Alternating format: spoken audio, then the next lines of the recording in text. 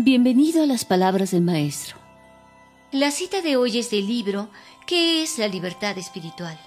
Transcripciones del Mahanta, libro 11, por Sri Haroklem.